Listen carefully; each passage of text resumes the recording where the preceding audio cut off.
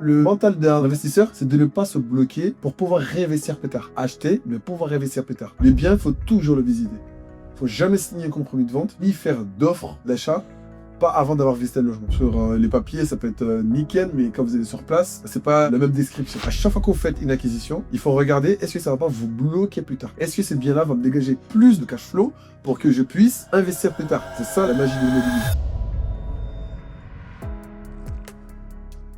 Bonjour, bienvenue dans votre émission consacrée au business, à l'entrepreneuriat et au mindset. Aujourd'hui, on a le plaisir d'accueillir Happy. Happy qui est un investisseur en immobilier. Il a plus de 10 appartements à son actif. Il va nous donner au fil des épisodes ses méthodes, les moyens qu'il a mis en place et comment il s'y est pris auprès des banques. Bonjour, salam. Parce que vivre sans entreprendre, c'est attendre que tout arrive sans jamais provoquer quoi que ce soit. Aujourd'hui, on va voir l'épisode sur la recherche et l'acquisition du bien. Happy, salut. Bonjour, encore merci de m'avoir invité sur mon plateau. On va apprendre aux jeunes et bien sûr aux moins jeunes aussi, car il y a beaucoup de choses à apprendre dans l'immobilier. Donc, première question, où investir? Quelle ville? Quel quartier? Ou le type de zone? Où investir?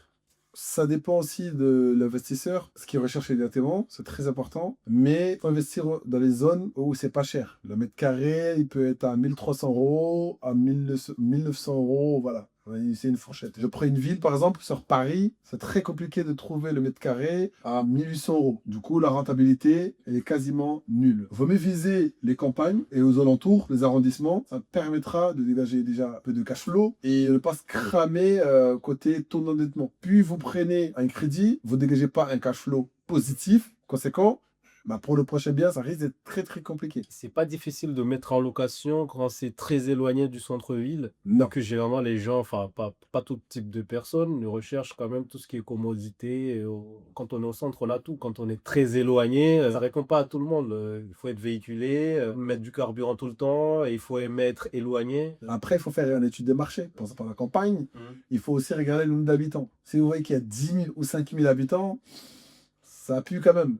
Du coup, là, ok, vous savez très très bien que 10 000 à 5 000 habitants, ça pue. Là, pas un coin où les gens ils vont en masse, quoi. Ouais, exactement, il fallait regarder dans des zones où, par exemple, il y a 40 000 habitants, jusqu'à 75 000. Ça, c'est très très bien. C'est-à-dire qu'il y a un peu de la jeunesse. Parce que si aussi vous prenez la campagne, vous prenez un studio, voilà, vous n'aurez pas beaucoup de demandes alors que vous avez une maison, c'est pour une famille. Vous avez plus de chances de louer votre bien. Si c'est une ville qui est en pleine évolution, construit, etc., ça peut marcher, effectivement. Par exemple, on va construire des rames de tramway plutôt. Ça peut marcher, mais si c'est vraiment un coin perdu qui a les 40 minutes, je pense que c'est pas la meilleure des stratégies. Et du coup, je passe directement à la deuxième question. Appartement ou maison, quoi choisir? Ça dépend ce que vous recherchez aussi, parce qu'il m'a beaucoup posé cette question. Je veux dire que c'est la même chose. Une maison, par exemple, qui coûte 200 000 euros, il y a aussi des appartements qui coûtent 200 000 euros. Ce qui change, c'est la rentabilité et la zone. Si vous souhaitez, par exemple, juste viser une famille, et la zone que vous avez choisie, les loyers sont à 1004 et à 1005, vous choisissez une maison. Et si vous estimez louer votre bien entre 500 et 800 euros, autant choisir un appartement. C'est juste question de rentabilité, de cash flow et de stratégie. Le mental d'un investisseur, c'est de ne pas se bloquer pour pouvoir réinvestir plus tard. Acheter, mais pouvoir réinvestir plus tard. À chaque fois que vous faites une acquisition, il faut regarder est-ce que ça ne va pas vous bloquer plus tard. Est-ce que ce bien-là va me dégager plus de cash flow pour que je puisse investir plus tard. Parce que la banque va prendre par exemple vos 1005, plus par exemple les 600 euros de loyer. Pour lui, il va dire que vous touchez par exemple 2100 euros. C'est ça la magie de l'immobilier. Avec ça, vous pouvez plus tard racheter plus gros ou dans d'autres villes plus rentables que celles que vous avez investi. Comment trouver des biens intéressants? Pour moi, la bonne affaire, ça ne se trouve pas. Ah oui? Non. La bonne affaire, ça se recherche.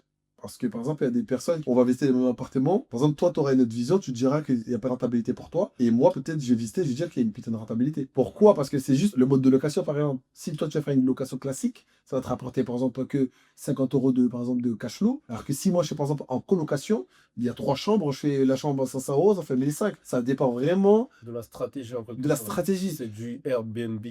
Voilà. Courte durée ou longue durée. Exactement. Du coup, c'est pour ça qu'en fait, le bon investissement, c'est toi qui crée le bon investissement. Ça ne se trouve pas sur le Bon Coin ou sur n'importe quel site. C'est toi qui crée le bon investissement et ton cash flow derrière. Imaginons, on a une vision précise, genre on veut faire de la location longue durée. Ça s'applique pas à tous les biens. Genre, imaginons, je trouve un bien, je me dis, ah tiens, je voulais faire ça, mais au niveau de la zone, au niveau du type de bien, ce qui marchera, par exemple, c'est de la colocation. En fait, il faut répondre au type de bien et de la zone, mais pas forcément amener ses idées, alors que peut-être ça va pas fonctionner. Je prends un studio, je dis, ah moi, je veux absolument faire de la location pour toute durée, 2 mois, mais en fait, les étudiants vont peut-être rester longtemps. C'est au type de bien et qui va nous imposer le système qui marche. On va dire aussi, par exemple, si par exemple tu prends un studio et tu veux savoir si ça marche dans la zone où tu as choisi, il y a un truc bête qu'il faut regarder, que souvent on n'y pense pas, les hôtels qui sont autour de 5 km de la zone où tu vas acheter, Oui. c'est-à-dire que ça va marcher. Parce que les hôtels, ils font des années d'études pour pouvoir construire les bâtiments pour pouvoir accueillir du monde. C'est-à-dire que la zone est déjà travaillée. Tu as déjà 10% de chances de louer ton logement. Et après, à toi de faire les choses pour que ton logement, tu puisses le louer correctement, au plus vite, etc. Comment analyser un bien avant même de le visiter? C'est sur Internet. Par exemple, je vais parler sur le G.com ou sur le Bon Coin, n'importe quel site que vous trouvez votre bien. Bah, déjà, c'est de prendre rendez-vous. Parce que sur les papiers, ça peut être nickel, mais quand vous allez sur place, c'est pas la même description. Les biens, il faut toujours le visiter. Il faut jamais signer un compromis de vente, ni faire d'offre d'achat, pas avant d'avoir visité le logement. Quel point vérifier lors d'une visite? Je vais t'en citer trois. Bah déjà, la toiture, c'est très important. Si c'est une maison, la toiture. La façade, si c'est bien isolé. Et à l'intérieur, si tu dois rafraîchir le logement ou pas. Parce que tout ça, ça va te permettre de gagner de l'argent. Et aussi, ça va beaucoup jouer sur ton offre d'achat. Refaire la peinture, le sol, enfin la cuisine. Voilà. C'est pour ça, en fait, il faut vraiment visiter le logement pour pouvoir justifier ton offre. Il faut dire au vendeur, écoutez, moi, votre logement, vous me proposez par exemple 130 000, moi je vous propose 110 000 parce que bah, j'ai le sol à faire, j'ai la baignoire, enfin voilà. Et donner un devis correct au vendeur qui puisse voir que, ok, vous êtes intéressé, mais ce logement, il y a des travaux à faire. Voilà. En fait, l'offre, il faut savoir que l'offre, vous n'allez pas l'inventer comme ça. L'offre, il faut justifier pourquoi vous proposez 110 000 euros par exemple, au lieu de 130 000. Comment estimer les travaux? Il faut juste faire venir des artisans pour estimer vos travaux. Comment négocier le prix d'un bien? Le bien se négocie par plusieurs étapes. Déjà, c'est la visite. Aussi tout ce qui est devis que vous avez pu faire avec vos artisans.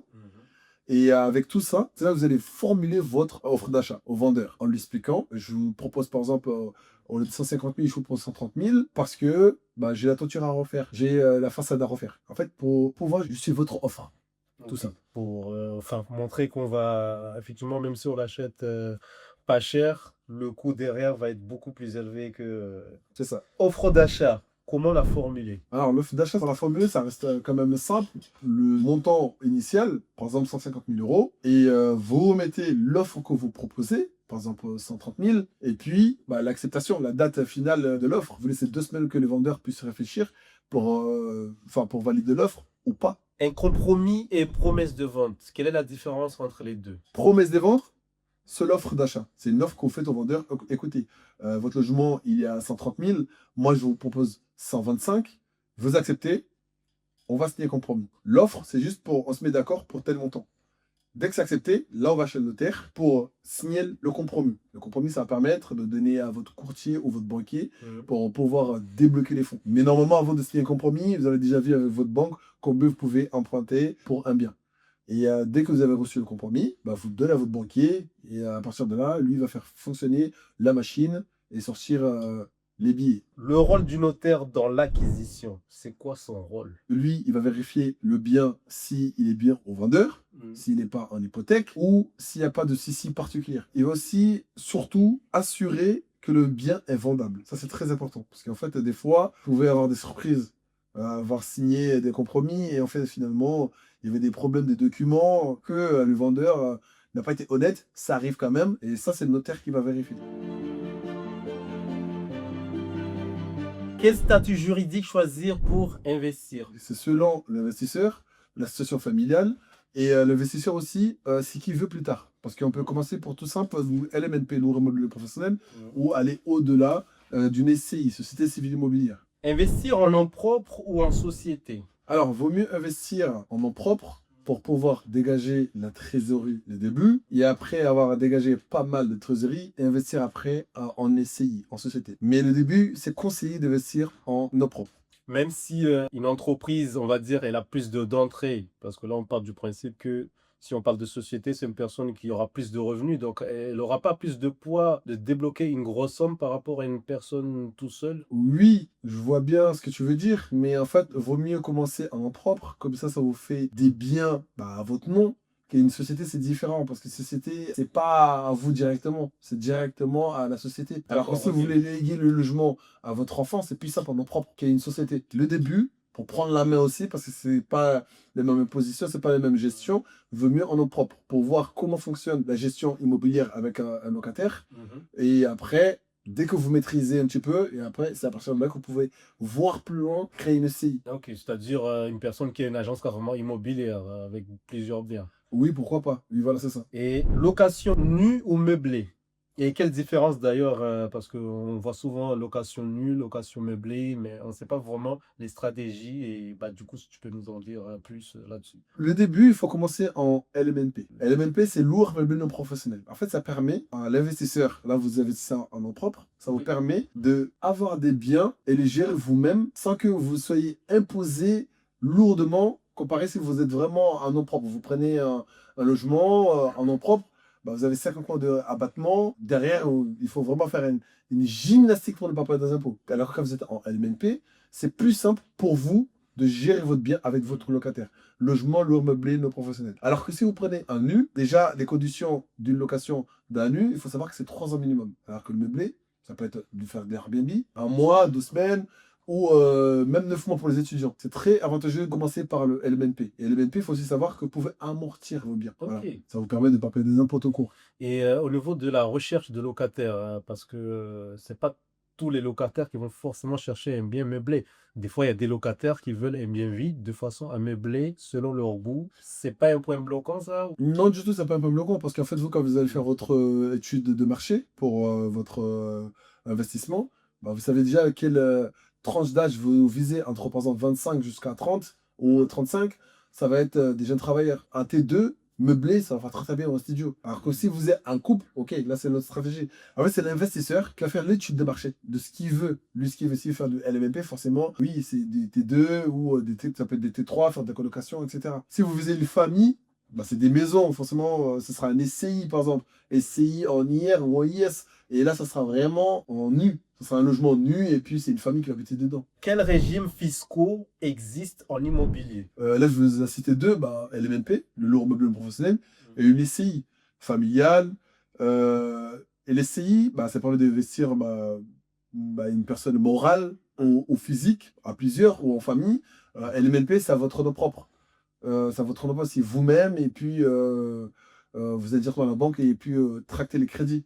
C'est ça en LMNP. Quelles sont les obligations légales du propriétaire? Il doit s'assurer que son logement est louable, propre, bien isolé. Aussi voir tout ce qui est zone. C'est-à-dire que, est-ce qu'il y a un bruit de train qui passe tout le temps pour pouvoir adapter, par exemple, le vitrage? Qu'ils soient bien isolés, quoi. Oui, voilà, c'est qu'il ça. n'y ait pas de bruit. Diagnostic immobilier. Lesquels sont obligatoires pour les diagnostics immobiliers? Il y a des éléments vraiment optionnels, il y a des éléments obligatoires où il faut tout mettre. Le logement, il est en D, il est louable jusqu'en 2039. Si le logement, il est en F, on ne peut pas louer le logement. On est obligé de refaire des travaux pour qu'on puisse mettre le logement apte à être loué. C'est une belle opportunité de prendre le logement, par exemple, en F, le retravailler, parce que ça, vous l'achetez pas cher, vous bien négocier, et vous le retravaillez, vous le mettez aux normes, et repasser en D, ou même en A, et remettre des bonnes conditions et relouer. Bail, contrat de location, que doit-il contenir? Le plus important déjà, c'est la durée du bien que vous louez à votre locataire. La date que vous allez réviser le loyer,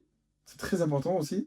Tous les ans, ou c'est tous les 2 ans, vous révisez le loyer. Et aussi le mètre carré que vous louez votre logement. Combien de mètres carrés vous louez votre logement? Ça vous permet derrière de réviser votre loyer. Et je rajouterai aussi les charges, qu'ils sachent à quoi correspondent les charges, quoi. Aussi, ouais. Ne paye pas juste, imaginons, 40 € de charge, mais il ne sait même pas à quoi ça correspond. Du coup, la dernière question, quelles erreurs administratives peuvent coûter cher? Ça peut être le mauvais statut juridique. Ça pardonne pas. Si par exemple vous choisissez une SCI, alors que vous comptez juste à ces 2 appartements, ça va être très compliqué.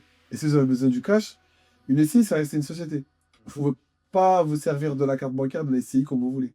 Alors qu'en nom propre, bah, c'est votre nom, c'est votre argent. Vous pouvez en quelque sorte faire un peu ce que vous voulez. Ça peut coûter très très cher à l'investisseur. Ok, bah merci pour avoir répondu à toutes ces questions. On arrive à la fin de cette émission. J'espère que ça a répondu à pas mal de questions. Merci à vous et à la prochaine.